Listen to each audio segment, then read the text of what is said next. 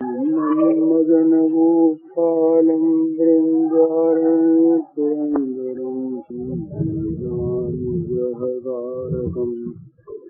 वन्दे मुकुन्दमरविन्ददलायताक्षं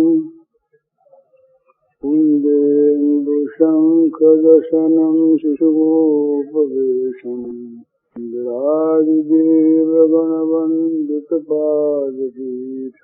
जलधरवर्णं चम्पकोद्भाषिकरणं विकसितनलिनाश्रियं विस्फुरन्मन्दहास्यं कनकरुचिदुकूलं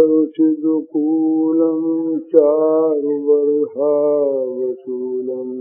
श्रीविभूषितकरान्नवनीरदाभात् पीताम्बराजरुणबिम्बफलाधरोष्ठाङ्गुलीर्दुसुन्दरमुखादरविन्दनेत्रा अथ व्रजे महोत्पातास्त्रिविधाहितदारुणाः उत्पेतुर्भुवि दिव्यात्मन्नासन्नभयसंशनः कानालक्ष्यभयोद्विग्ना गोपानन्दपुरोगमाः विना रामेण गा कृष्णं ज्ञात्वा चाययितुं गतम् तैर्दुर्निमित्तैर्निधनं मत्वा प्राप्तमतद्विदः तत्प्राणास्तन्मनस्कास्ते दुःखशोकभयातुराः आबालवृद्धवनिताः सर्वेऽङ्गपशुवृत्तयः निर्जगमुर्गोकुलाद्दीनाम् कृष्णदर्शनलालसाः तांस्तथा कातरान् वीक्ष्य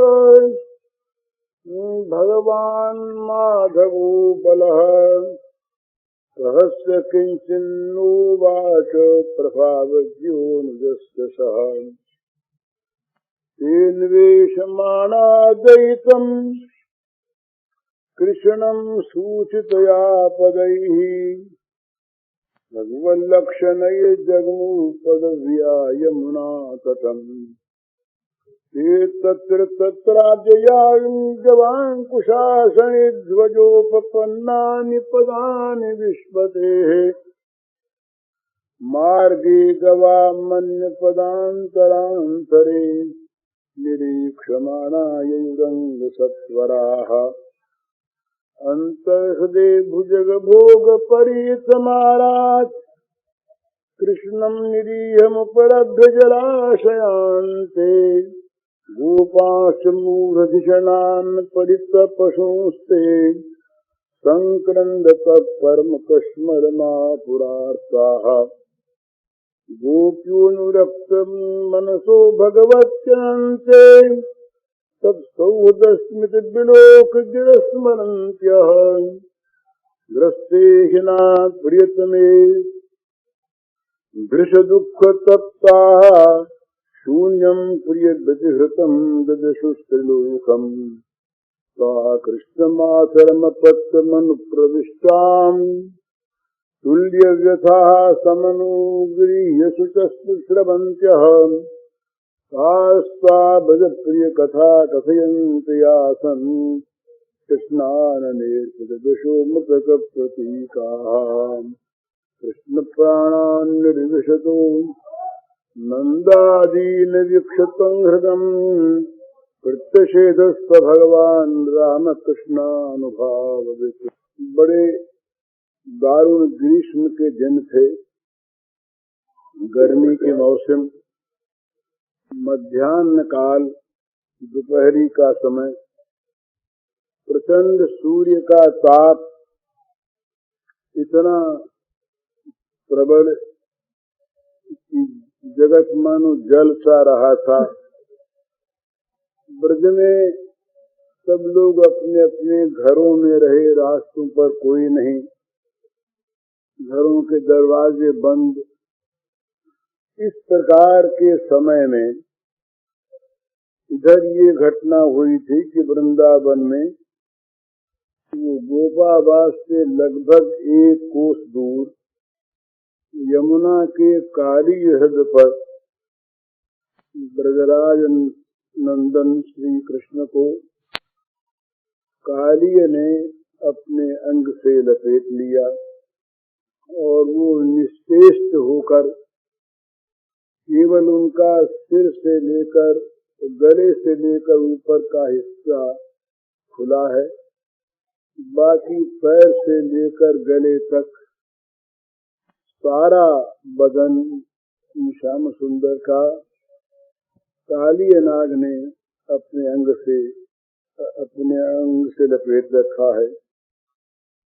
जितने गोप बालक थे उन्होंने जब श्री कृष्ण को इस दशा में निश्चेष्ट देखा, जो अब तक श्री कृष्ण के खेल को देखकर जल ताड़न, तैरना, जल पर थपकियां मारना, उछलना, जल में नाचना, डुबकी लगा के फिर बाहर निकलना इत्यादि तमाम खेलों को देखकर जो बच्चे आनंद मग्न हो रहे थे, उन्होंने जब श्री कृष्ण को महाविषधर सर्प से आविष्ट देखा तो सब के सब हाय हाय करके वहीं अचेतन होकर गिरे। दूर पर खड़ी गायें, बछड़े, बछड़ियां, भैंस इत्यादि, बैल, ये सब दौड़े आए और आ करके श्री कृष्ण की ओर एक लगा के, उपाय था नहीं, प्राण विचारों के बिल्कुल व्याकुल, आंखों से आंसू बहा निश्चेष्ट से होकर वहां खड़े रह गए। गोप बालकों का आर्तनाद सुनकर आस पास के खेतों में जो बड़े बड़े गोप वयस्क लोग काम कर रहे थे, ये सब दौड़े।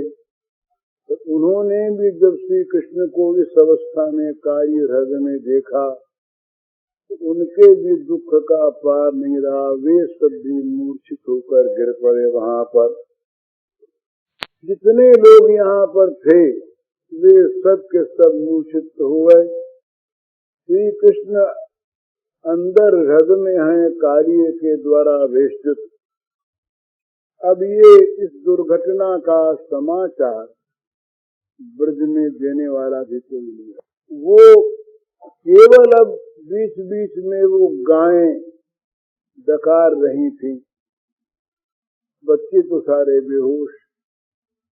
तो गायों के डकारने का शब्द कितनी दूर जाता, गोपों का घर वहां से कम 1 कोस वहां तक ध्वनि पहुंची नहीं। इधर दोपहरी के लिए भगवान जब लौट के आएंगे तो उनके लिए भोजन बनाने की तैयारी में जैसे सब लोग रोज लगते थे गोप वगैरह सेवा में, वे सब जो के जो अपने काम में लगने लगे। आएंगे अब उत्कंठित से हो गए।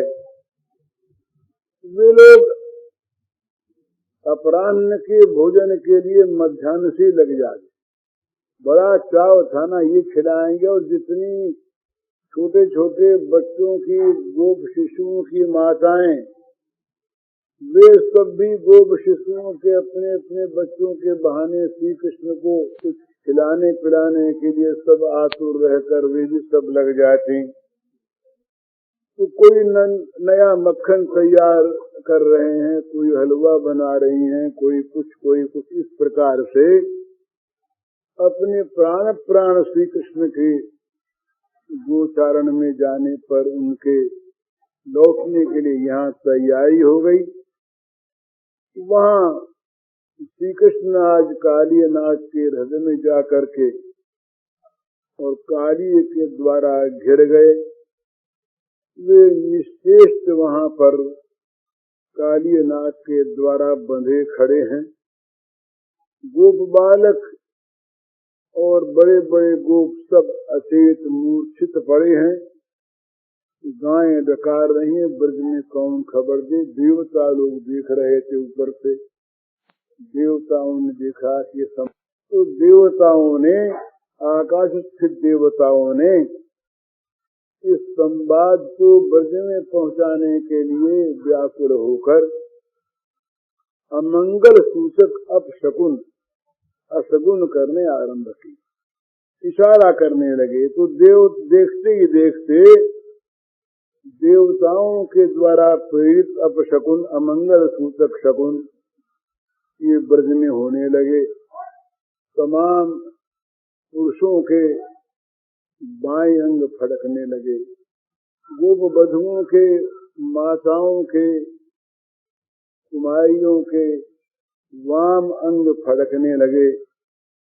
क्षण क्षण में भूकंप होने लगा, सियार रोने लगे, कौवे बड़ी कर्कश ध्वनि करने लगे, दिन में ही उल्कापात होने लगा, आकाश मेघाच्छन्न होकर के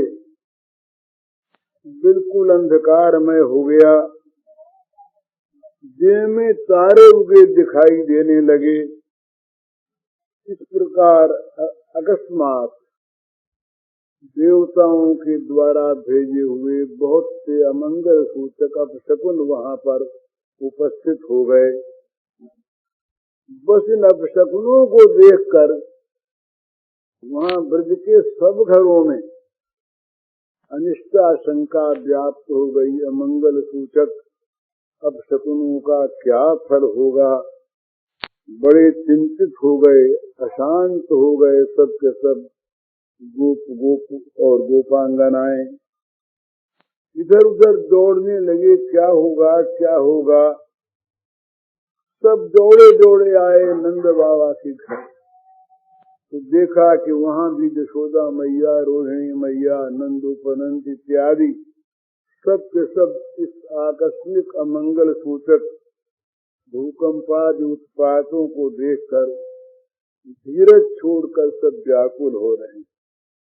बात क्या है, ब्रजवासियों के लिए अच्छा बुरा, सुख दुख, अमंगल मंगल जो कुछ भी है वो सब एकमात्र श्याम सुंदर।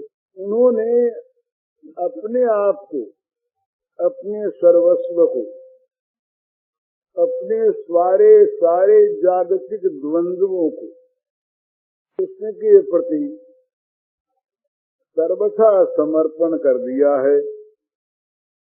उन्हें सुख दुख की अनुभूति कहीं है तो अपनी नहीं, श्री कृष्ण के सुख से उनको सुख, श्री कृष्ण के दुख से उनको दुख।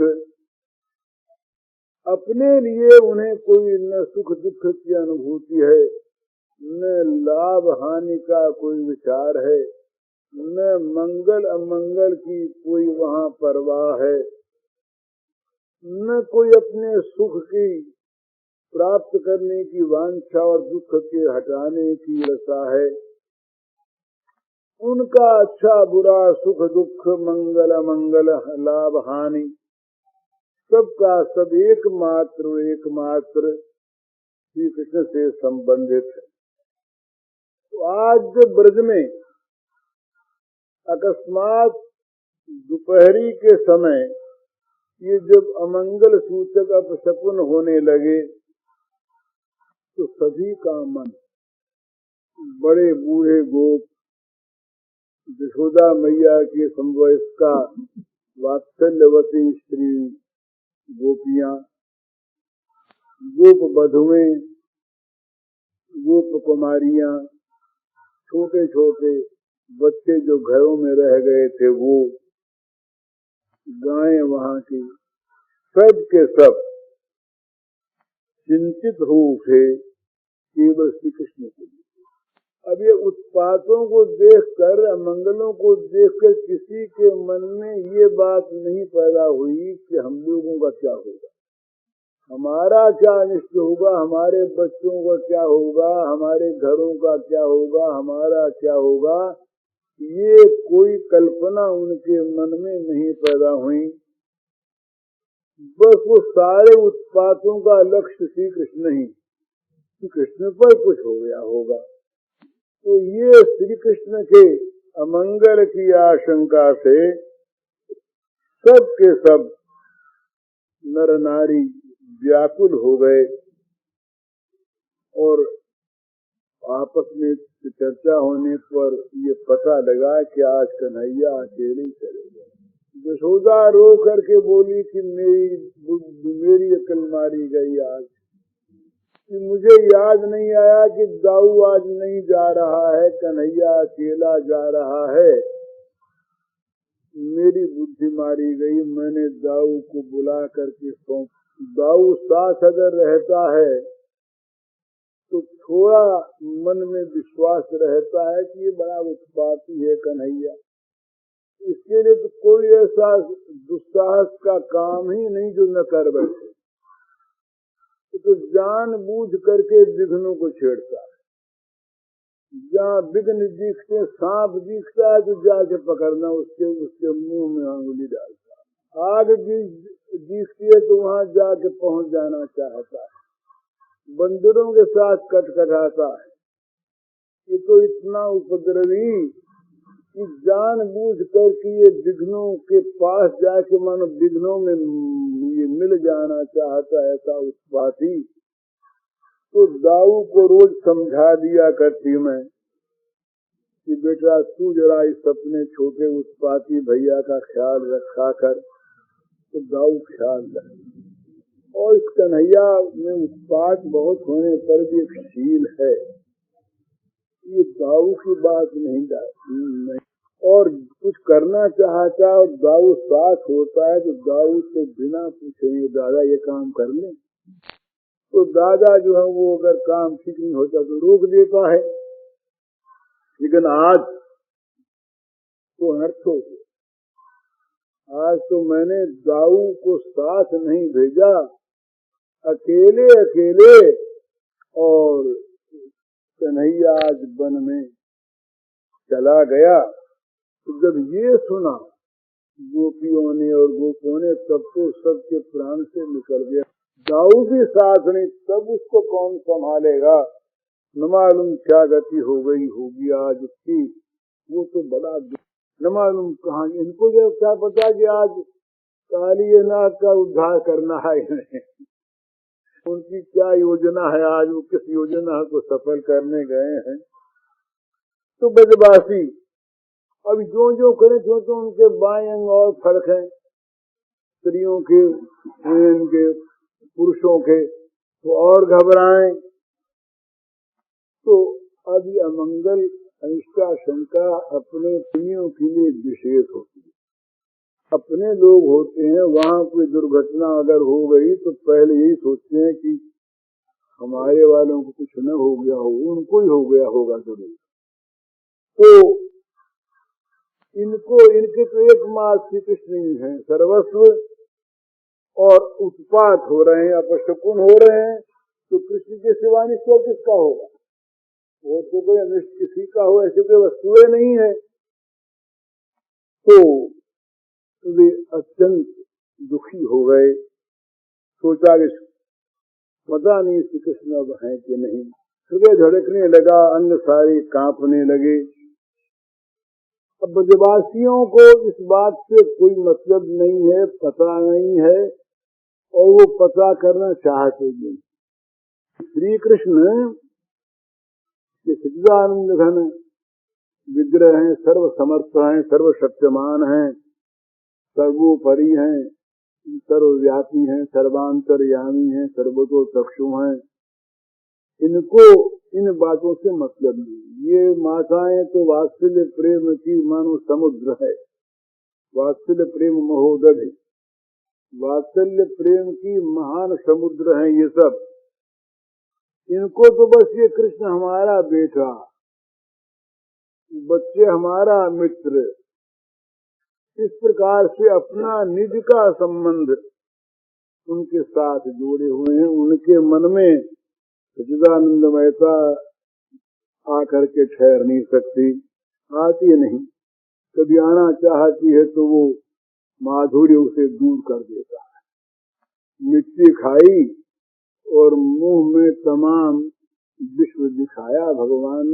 तो मैया एक बार तो चकित सी हुई, ऐश्वर्य का सा भान हुआ, इतने में ही योग माया ने अपना काम किया। मैया ने समझा करे ये तो मुझे ऐसा दिखाई दी, इसके मुंह में क्या रखा, और फिर वहम हो गया कि कहीं ये राक्षसों ने ये सब माया, उन्होंने कोई माया न कर दी हो तो पंडितों को बुलाओ, स्वस्त्यन कराओ, स्वस्तिवाचन कर, पूछ फिराएंगे और उड़द मंगाओ, जरा उसका तांत्रिक प्रयोग करके सारे विघ्नों, वात्सल्य वहां पर।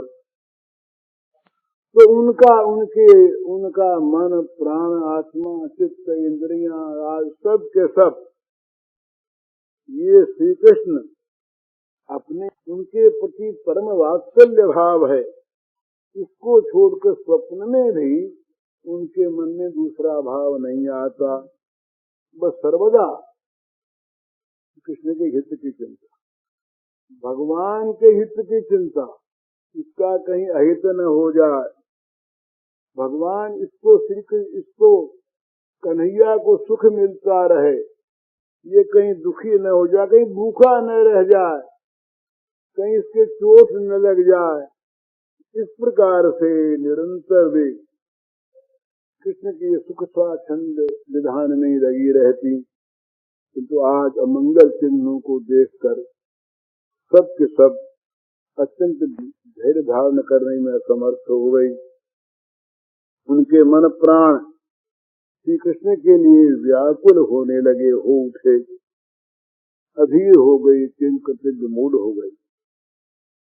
तो ये जितने ब्रज के लोग थे, ब्रज के बाल वृद्ध बालिका, ये इनके जीवन श्री कृष्ण के साथ ही जुड़ गए थे। सत्प्राणात् सत्मनस्कात्, सुखदेव जी कहते हैं कि सत्प्राणा, भगवान के प्राणों से इनके प्राण थे, भगवान के जीवन से इनका जीवन था। श्री कृष्ण ही इनके जीवन, श्री कृष्ण ही इनके प्राण, श्री कृष्ण ही इनकी आत्मा और श्री कृष्ण ही इनके मन। कृष्ण के प्रति इनका अर्पित मन, श्री कृष्ण का मन इनका मन। इस प्रकार से वो अपने मन प्राणों को श्री कृष्ण के साथ ही जोड़कर उस अपने अपने भावानुसार प्रेम में वो नित्यबद्ध और नित्य उन्मत्त, दूसरी कोई चीज उनके सामने नहीं। श्री कृष्ण और उनके साथ अपना प्यारा संबंध, जो संबंध भी हो, सखा का हो, प्रियतम का हो, पुत्र का हो, मित्र का हो, ये तीन ही संबंध प्रधान वहां पर है। सत्य, वात्सल्य और माधुरी, तीन की लीला चलती है। ब्रज में दास एक गौण रूप में इसमें रहता ही है, और शांत तो पहले आ गया, अब शांति की आवश्यकता सबके वश में स्वाभाविक वहां पर है। तो ये सब के सब भगवान के साथ, श्याम सुंदर के साथ अपने निज के संबंध जोड़कर, निज के संबंध मानकर स्थिर संबंधित, इनका ये बंधन कभी मिटने वाला नहीं। क्योंकि ये माया का बंधन हो तो टूट जाए, कभी न कभी ज्ञान तोड़ दे उसको, तो जिस बंधन में भगवान आप बंध जाए उसको कौन तोड़े। जीवों का बंधन टूटता, भगवान का नहीं टूटता, क्योंकि उनका बंधन उनका स्वरूप ही होता है। जीवों के बंधन होता है माया का, माया का बंधन मायापति की कृपा से,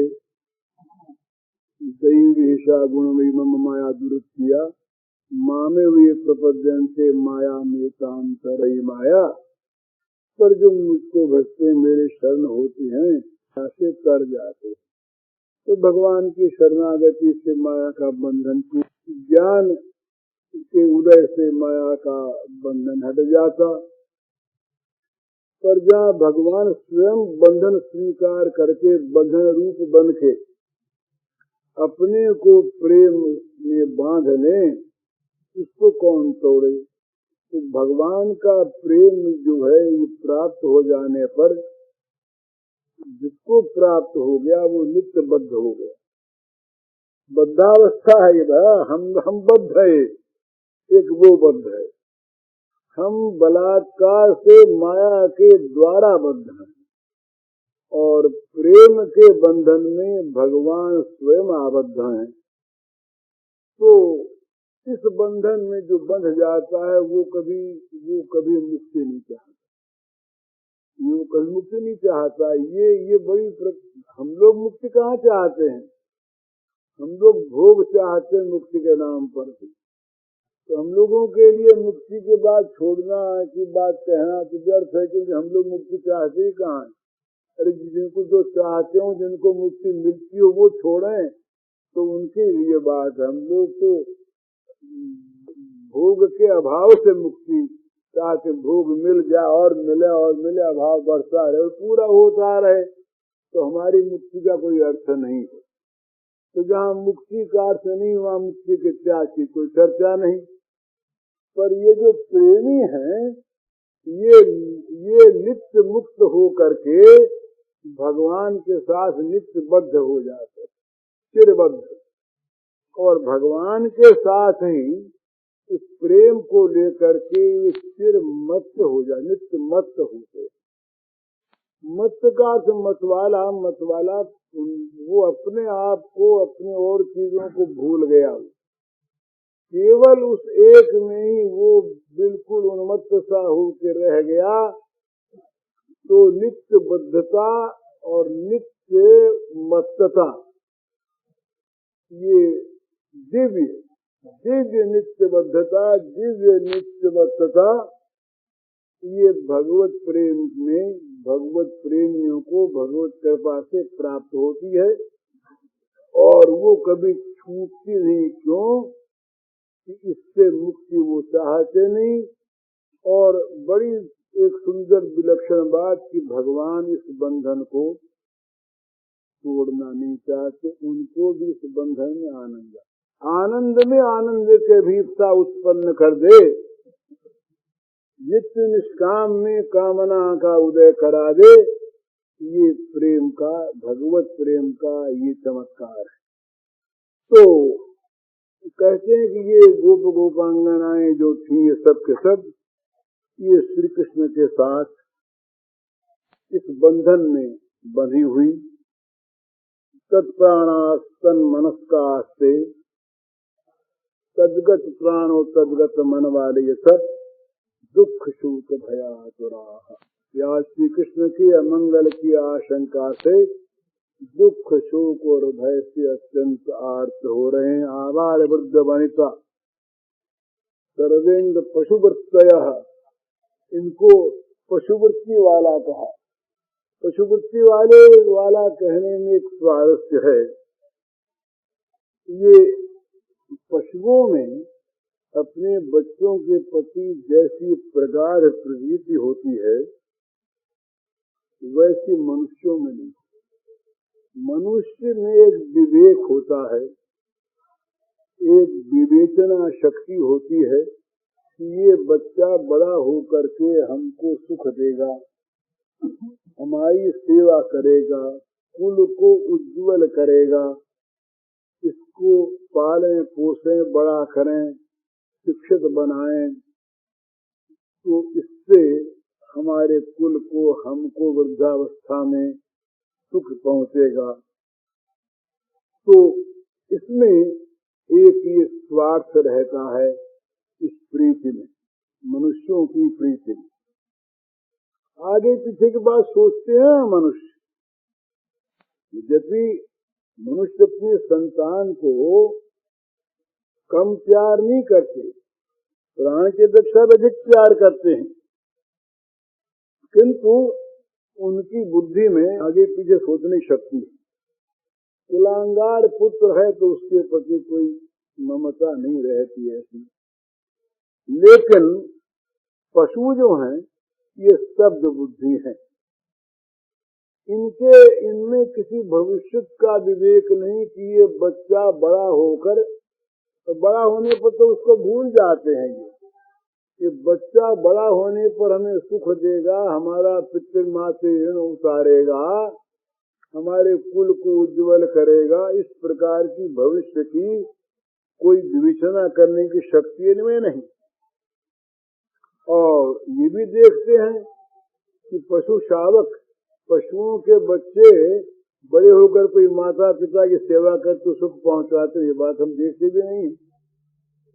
तो इतना होने पर भी वो पशु अपने बच्चों से, पशुओं की वृत्ति ऐसी होती है कि वो बच्चों के लिए सब कुछ छोड़ करके और उनके प्रति अत्यंत स्नेह करते हैं, किसी भी दूसरी आशा, ममता, आकांक्षा, तृष्णा को न रखकर। इसी प्रकार ये जो गोप वृंद हैं, ये सब पशुवृत्तया, ये पशुवृत्ति से प्रेम करने वाले, कि जिनमें इनके द्वारा अपना क्या भला होगा ये सोचने की कोई कल्पना नहीं है।